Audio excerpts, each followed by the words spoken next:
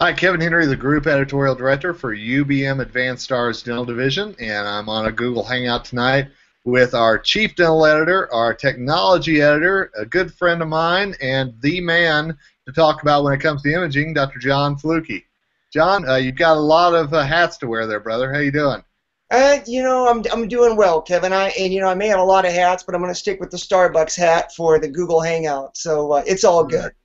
All the folks in the Pacific Northwest say thank you very much, so that's all Yeah, good. supporting the cause whenever I can. Absolutely. Well, I alluded to imaging, and obviously you wrote a fantastic article for the February issue of DPR Thank you. on seeing is believing. Yeah, I mean, seriously, it's great. I'd tell that to anybody who's listening if you were in the room or not. But, it's about seeing is believing, and it's about really using that imaging as an important part of your practice. And it sounds real basic, and it sounds like, gosh, isn't everybody doing this? But, you and I have talked that imaging is so often overlooked as a marketing tool, as an educational tool, as so many things that it could be doing in the practice, right? Yeah, absolutely. And it's one of those things. A lot of people, don't use it to its full capability. And one of the things I did, early on in my life was when I got out of undergrad, I ended up with a psychology degree. And I didn't really think that much about it at the time. I mean, it was just something interesting to me, and the dental school had told me that they didn't really care about my major. They more just cared about, my GPA, all that sort of thing, and had I taken the right classes. So I didn't really think that I would use the psychology degree. But what I've got as I've gone more into dentistry is I find out I use that a lot every day. And one of the things I learned in my undergraduate career was that there are estimates of like upper 80%, like 86, 87%, all the way to some people think it's even like 92% of what we perceive about our environment we get through our eyes. I mean, human beings were very visual creatures. Studies show that only about 11% of what we hear sinks in, but between like 87 and 92% of what we see sinks in. And so I think it's important to remember that, because when you're trying to communicate with a patient, they will very frequently not remember what you said, but they will remember what you showed them.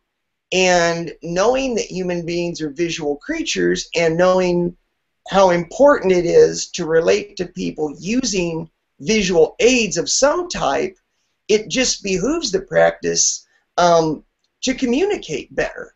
And that involves imaging. And it's one of those things that I'm a dental patient, and obviously so many dental patients think about, well, is what they're saying really true or not? Do I really have that crack in the crown? Do I really need this procedure? And this is just one of those reinforcements of, I'm not trying to sell you something so my kids can get a new pair of shoes. I'm telling you because you need to have this, right? Yeah, and that is something that I was going to bring up in this conversation anyway, so I'm glad that you asked that question, which is,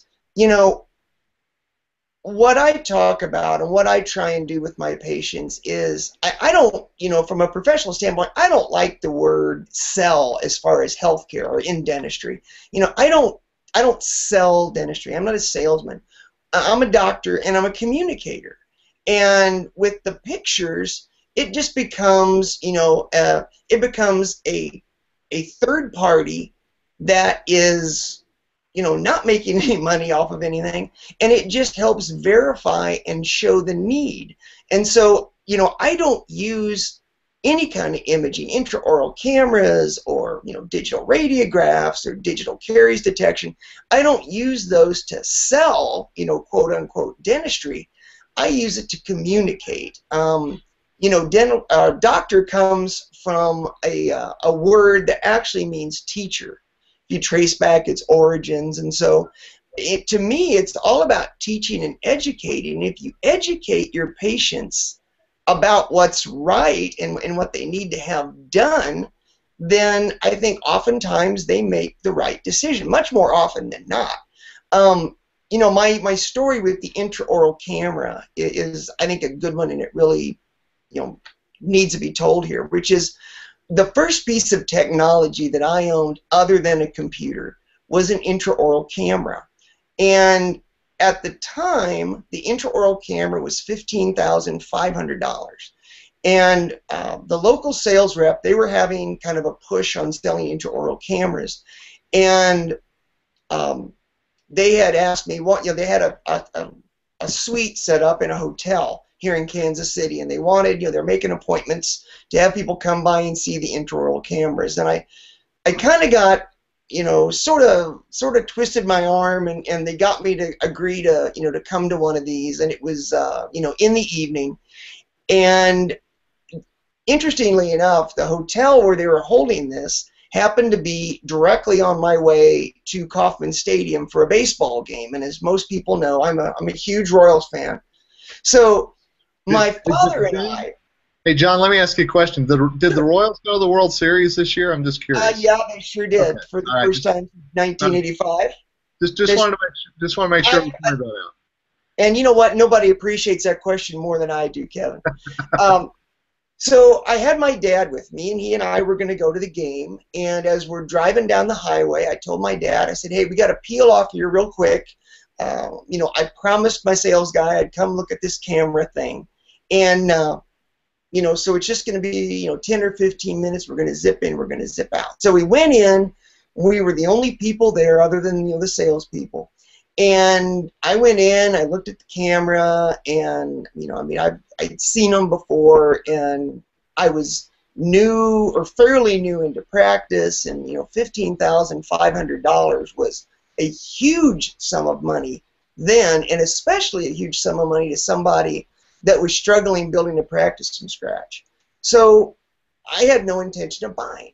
Looked at it, felt like I'd fulfilled my obligation, and they had, several cameras set up around the room with, a chair where you could sit and, look at the camera and stuff. Well, anyway, so I said my goodbyes, and I'm heading to the door, and as I get to the door, I look for my father, and I look back, and here's my father sitting at one of these stations, like, looking around with the camera, looking in his own mouth. And so I kind of went over and pried him loose from the camera, and when we got down, we got in my vehicle, my dad looks at me, and my dad doesn't get real worked up or real excited about a lot of stuff. And he looks over at me, and he's like, when are you going to buy that thing? And I said, Dad, I'm not going to buy that thing. That thing's $15,500. I'm so broke I can't pay attention. I can't afford $15,500. And my dad said something to me that has followed me throughout my career, and I think about it at least on a weekly basis, maybe on a daily basis. But my dad, he owned his own business. He owned a printing company. My dad looked at me and he said, stop thinking like a dentist. And that made me pause, and I said, what do you mean? And he says, here's the deal. You have a dental degree, so you get dental magazines, and when you open up Dental Products Report, you see big pictures of teeth. And when you open your textbooks, you see big pictures of teeth. And when you go to an education course and they're showing you stuff up on the screen, you see big pictures of teeth.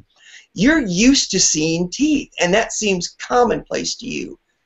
At the time, my dad was in his 60s, and he said, I'm 65, whatever it is. I've never seen the inside of my own mouth before. And that was fascinating for me to sit and look at my teeth. He was looking at, fillings that I'd done when I was in dental school and all this stuff. And he said, if you get this thing, you'll be able to give your patients more information, you'll be able to communicate better, and they will make better decisions. And in the long term, if they make their decisions, they'll have more dentistry done, and you will make money. You will become more successful through the use of this camera. So by the end of the night, I called the guy back, and I'd agreed to buy the camera. And dang if my father wasn't right. And, so that was a lesson well learned from the patient's perspective. And it just goes to show you that we really are visual creatures, and it does truly make a difference. No, you're absolutely right. It does. And I mean, like I said, we titled your article "Seeing is Believing," and it really is. That's the whole basis of everything for us as human beings. We can hear about a lot of things, but unless it's a matter of our own faith or something like that, we have to actually see it to know that we can trust that, and especially when it comes to anything medical or dental or anything like that, it seems like that's sometimes that's the hardest audience to try to ensure that you really are doing the right thing. Yeah, absolutely. And when you have that ability, several times a day, we reach for an intraoral camera, or my operatories are set up with the dual monitor setup, so that the patient has a monitor on an articulated arm, that we can put basically anywhere in their field of view. And then we've got a monitor for the staff, at the 12 o'clock position. And multiple times a day we reach for the intraoral camera, and multiple times also during the day when I'm doing hygiene exams, I'm reaching for that patient monitor to show them a radiograph or to show them, something that they need to be aware of on an intraoral camera picture, or on something that I've taken with a visual caries detection device, and they can, actually see it. I had a case today where I had a patient that has severe wear on the dentition, and he came in for a consult because his treatment plan, is fairly extensive, and it's going to cost, some money to get him restored back to health. And so, he was asking me, I'll do it if it's necessary, but is it really necessary? And, we popped pictures out, and I showed him exactly where the wear was, and I showed him, how he'd worn through the enamel into dentin, and how the dentin was, creating unsupported enamel that was chipping, that was shortening his teeth. And I could say all that, but what really helped him understand how critical that was those photos. When you see a photo of, the incisal edges of your maxillary anteriors, and every one of them is worn through to dentin, and I can literally go, this is enamel and this is dentin, and explain to them that, dentin wears a lot faster than enamel, and then enamel gets undermined, it chips.